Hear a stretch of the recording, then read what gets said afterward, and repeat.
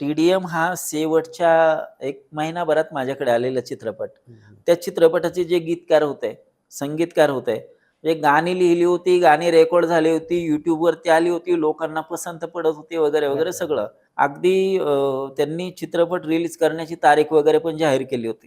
आणि ज्यावेळी त्यांनी तो शो काही मान्यवरांसाठी हे केला, तर त्यामधून त्यांना काहीतरी कुणी सांगितलं, की नाही याच्यामध्ये टायटल संपायचे. हं. मग कदाचित त्यांनी त्यांच्या गीतकारांना सांगितलं असेल लिहायला. बरोबर आहे. त्यांच्याकडून वेळेत आलं नाही. एक दिवशी मला त्यांचा फोन आला. आता फोन आला तो अशा परिस्थितीमध्ये आला, की माझी बायको आजारी होते आणि 21 दिवस झाले होते.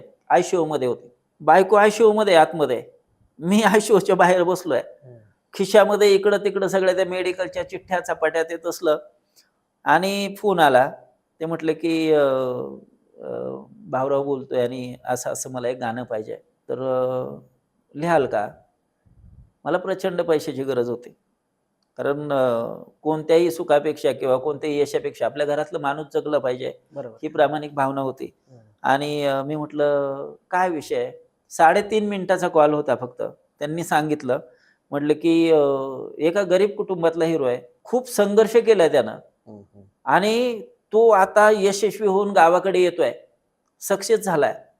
आणि तो गावाकडे येताना त्याचे मित्र छानपैकी एन्जॉय करतात. गावात आल्याच्या नंतर एन्जॉय करतायत. तर ते आनंदाचा क्षण आणि त्याचं ते जगणं मला त्या टायटलमध्ये आलं पाहिजे. तर मी म्हटलं, "ठीक आहे." लिहितो म्हटलं मी. हं. आणि तो फोन ठेवला. तेवढ्यात डॉक्टर आले. मला म्हटले, "काय चांदगुडे सर पेशंट काय म्हणताय?" म्हटलं, "अजून आय-सी-यूमध्येच आहे की."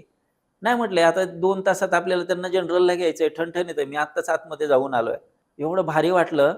इकडं हा चित्रपटाचा दिग्दर्शक मला सांगतोय, की त्या हिरोनं आयुष्यभर संघर्ष केलाय आणि तो यशस्वी होऊन गावाकडे येतोय. हं, हं. आणि 21 दिवस माझी बायको आय-सी-यूमध्ये होते. डॉक्टर मला सांगतायत, की आता आय-सी-यूमधून बाहेर येणार आहे, तब्येत ठणठणीत आहे. तुम्ही ज्या उन्हाच्या कवितांची जी सीरीज होती ना, हं. त्या सीरीजमध्येच हे गाणं समजा मी असं लिहिलं, की "उन्हाला या आली गोड सावलीची फुलं." सगळा उन्हाळाच झाला होता ना.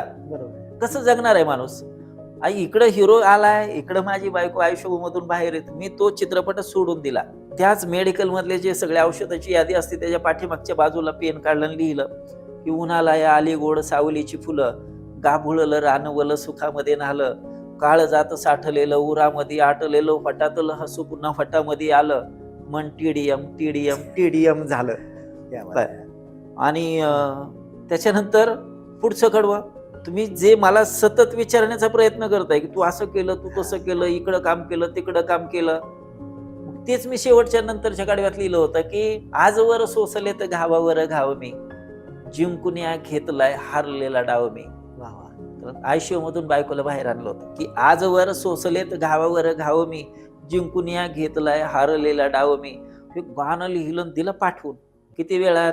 35-40 मिनिटात. बरोबर. हां. आधीचा 3.5 मिनिटाचा कॉल होता. ते संगीतकार आणि ते दोघं जण बसले होते. नंतर मला भाऊरावनी फोन केल्यावर 35 मिनिटाचा होता. बरं. पहा राव किती सुंदर लिहिलंय.